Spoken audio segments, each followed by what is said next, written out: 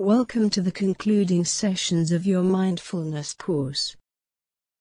Let's take a moment now to reflect on what's been useful during your course. Going forward, take a moment to reflect on what has been useful for you during this course, and what you have discovered for yourself. Now imagine yourself in a stressful situation sometime in the future, feeling speedy and overwhelmed. What would you like to say to yourself in that moment? Now, write yourself a letter with any thoughts, reminders, and anything that is important for you. Refer to your notes in the future, when stressful situations occur.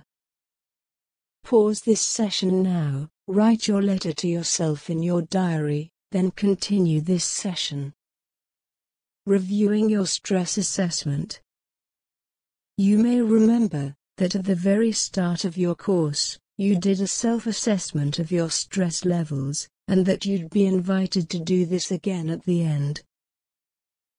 That same stress questionnaire is here for you to complete, and you'll get to compare your stress score back then, and how it is today. In the next session, if you wish, you can complete a stress assessment to establish your post-course stress score.